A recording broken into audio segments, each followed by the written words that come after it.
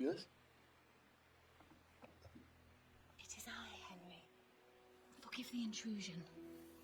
I didn't wake you, boy, did I? My lady. No, not at all. But what brings you here at this hour?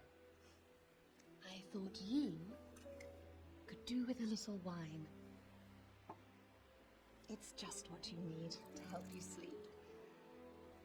My lady, thank you. You really shouldn't. You could have sent a sermon. I was going to, but to tell you the truth, I couldn't sleep either. I thought of you while saying my prayers. How awful it must have been for you. I came to offer you solace, to let you know you're not alone. Thank you. Thank you kindly. You're welcome. Now, Henry, I know this is all very new and strange for you. But I want you to feel at home here. You're not to worry about anything except getting better. God knows you've been through a terrible ordeal. I know what it is to be left alone in the world. Although your loss is much greater. But with God's help, the pain will ease in time. And it can help to talk about it, if you feel like it.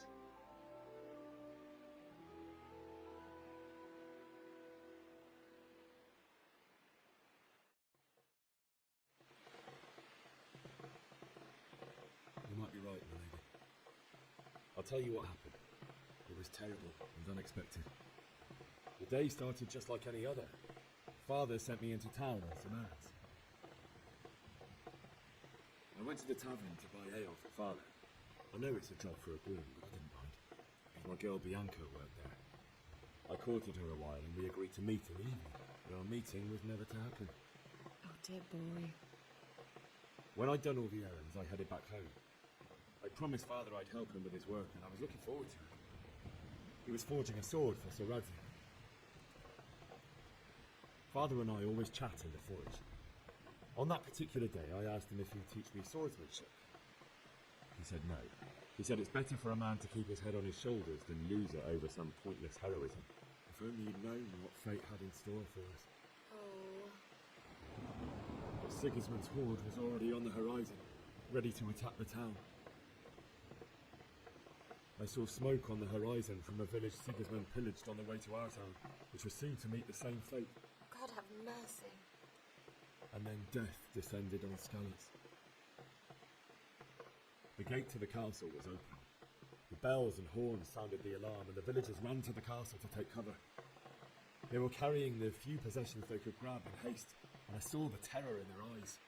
I can't even imagine how awful it must have been. I ran to the castle like our neighbours to take cover, but I didn't make it. I had to find another way to save myself. The men on the battlements called down to me to flee to Talmberg and warn you. I was lucky I knew a concealed path around the castle. I wasn't safe yet. The Cumans were going from house to house below the castle, looting and then torching me. They encircled the castle, and it was clear they could spot me at any moment. May God punish them.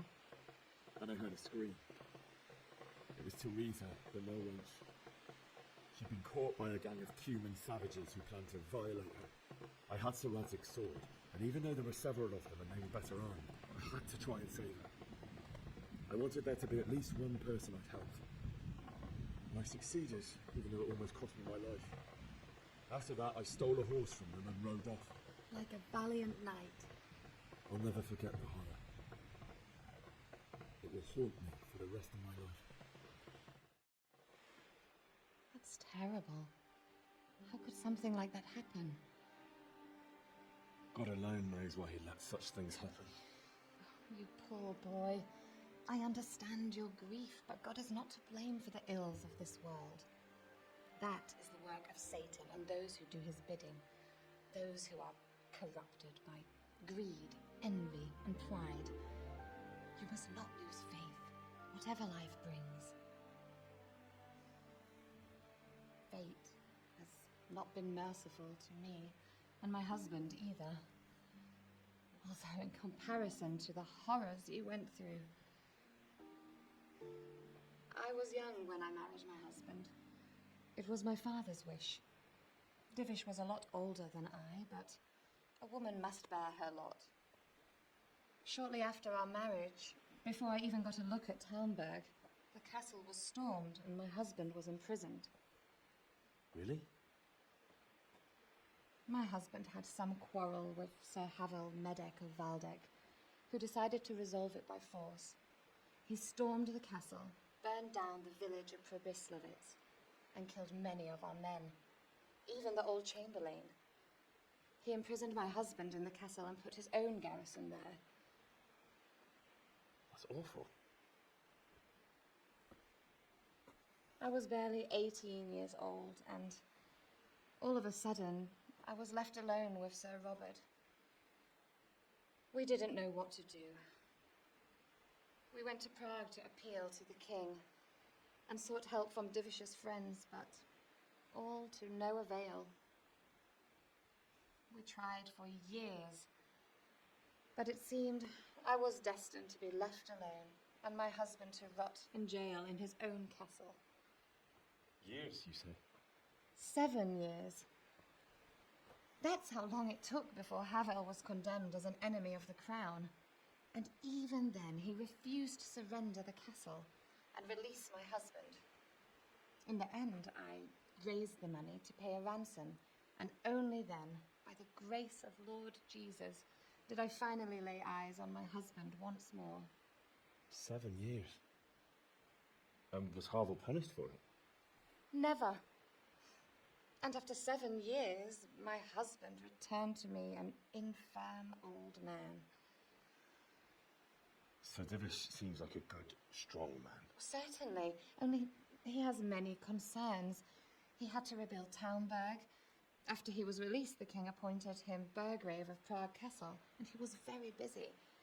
He had no time for me at all. But at least we were in the city, and there was something going on. Now, we're here. My lady, you're still young and beautiful. Your best years are still ahead of you. Would that that were true, lad. Would it were true. But what am I doing bothering you with this? You have troubles enough of your own. I'll go and let you sleep. I enjoyed our little talk, Henry. Good night, and God bless. Good night, my lady.